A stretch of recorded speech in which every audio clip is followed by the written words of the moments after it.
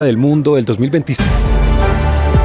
6 de la mañana, 12 minutos. Gracias a quienes continúan con nosotros en esta emisión de las noticias de la mañana. Comenzamos hablando de economía porque ha sido la información más resaltante de las últimas horas relacionada con una medida que está preparando el gobierno. Ya lo anunció el ministro de Hacienda, Germán Ávila, en lo relacionado al intento de recaudar la misma cantidad que se pretendía ingresar a las arcas oficiales por medio de la reforma tributaria que, recordemos, se hundió la semana anterior. El gobierno ya tomó la decisión de declarar la emergencia económica y que busca recaudar aproximadamente 16.3 billones de pesos.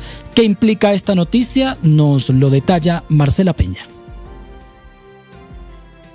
Impuestos porque el Congreso hundió la reforma tributaria. No, señores, se equivocan, porque el presidente Gustavo Petro está listo para sacar esos impuestos por decreto, acudiendo al estado de emergencia económica. Y no lo estamos diciendo nosotros, lo acaba de anunciar el ministro de Hacienda, Germán Ávila. Un presupuesto desfinanciado de 16.3 billones. Por lo tanto, vamos a procurar que a través de la emergencia económica y de los decretos reglamentarios de esa emergencia, en los cuales se establezcan las medidas tributarias, podamos compensar esos 16 billones que fueron desequilibrados por parte del Congreso de la República. Los decretos de emergencia, esperamos hoy estar ya presentando el decreto de emergencia económica y esperamos a más tardar los primeros días de la próxima semana estar ya emitiendo los decretos reglamentarios. Ávila espera recaudar unos 16 billones de pesos. ¿Cómo puede hacerlo? Nos explica el experto en finanzas públicas, Germán Machado. El gobierno podría crear por decreto nuevos impuestos, cambiar tarifas de impuestos existentes, modificar condiciones y básicamente cualquier cosa que le pueda generar ingresos sin necesidad de pasar por el Congreso. En el gobierno son conscientes de que esta jugada se puede caer en la Corte Constitucional y tal vez por eso la declaran justo en el momento en que los magistrados de la Corte Constitucional salen a vacancia judicial. Solamente hasta el 10 de enero podrían sentarse a revisar el tema, pero además cuentan con tiempo a su favor, porque mientras no exista un fallo que tumbe la declaratoria de emergencia o sus decretos, el gobierno puede cobrar los nuevos impuestos y gastárselos. Les voy a poner un ejemplo. Este año el gobierno decretó la emergencia por la situación de orden público en el Catatumbo en febrero. 7 meses tardó la Corte Constitucional en determinar que esa declaratoria había sido legal y que los impuestos podían cobrarse. Gracias, Marcela, por esa información. Y frente a esta situación ya comenzaron a reaccionar los diferentes gremios económicos del país e incluso el presidente del Congreso, Lidio García, se ha pronunciado argumentando que no hay una causa excepcional o una medida, una situación sobreviniente que implique la necesidad de declarar esta emergencia económica. ¿Qué están diciendo los gremios, Alejandra Bello? Miguel, buenos días. Pues sí, las reacciones de los gremios ante este anuncio no se hicieron esperar y desde distintos sectores la principal crítica apunta a que la medida no cumpliría con los requisitos constitucionales. La ANDI advirtió que no existe un hecho sobreviniente grave e imprevisto que habilite al gobierno a acudir a esta figura excepcional. Según el gremio, las dificultades fiscales actuales responden a decisiones del propio gobierno y no a una crisis repentina. En la misma línea, el presidente de ANDEC, Alejandro Castañeda, aseguró que fabricar la crisis para luego decretarla como emergencia es manosear a la Constitución y advirtió que antes de poderes extraordinarios existen herramientas ordinarias. Abro comillas, hay fragilidad fiscal, sí, pero estructural, previsible y autoinfligida.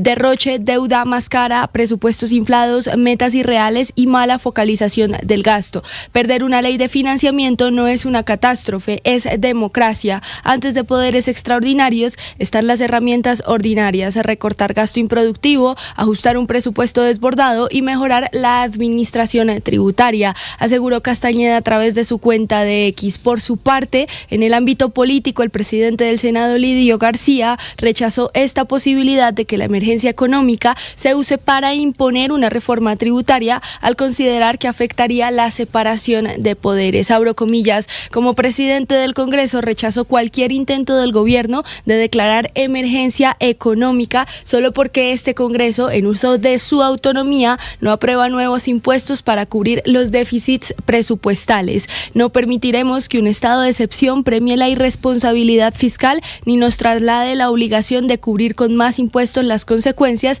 de una gestión presupuestal deficitaria, indicó el presidente. Por último, la presidenta de AmCham, María Claudia Lacutir, afirmó que sí hay fragilidad fiscal, pero eso no significa que exista un escenario constitucional de emergencia económica.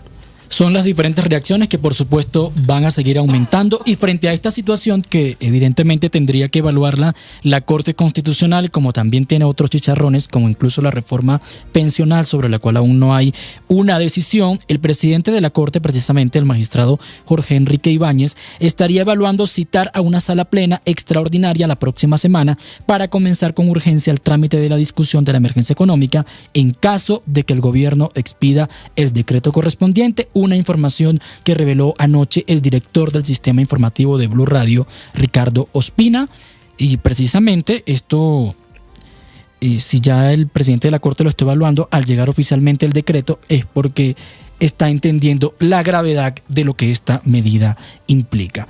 Y cambiando de temas económicos, pasamos al tema político, porque ya los partidos conservadores, liberal y Cambio Radical anunciaron oficialmente que no van a participar en la consulta interpartidista prevista para el 8 de marzo, para la cual habrían ya expresado su voluntad ante el Consejo Nacional Electoral, y ya le notificaron precisamente al CNE que no van a participar en una consulta como lo habían indicado inicialmente. Mateo Piñeros.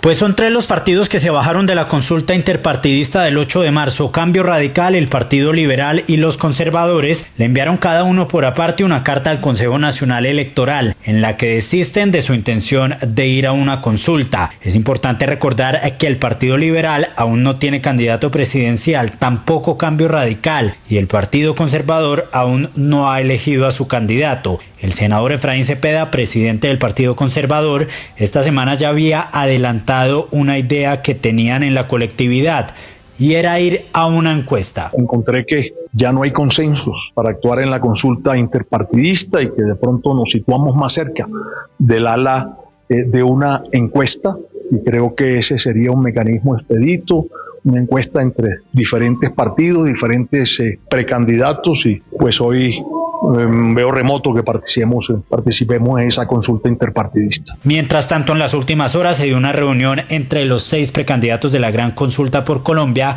con el exministro de Defensa Juan Carlos Pinzón y la senadora Paloma Valencia, ambos candidatos presidenciales. Sin embargo, aún no hay acuerdo para que ellos dos hagan parte de esta alianza. Pinzón se ha dicho en diferentes oportunidades que respeta a los precandidatos de esa coalición.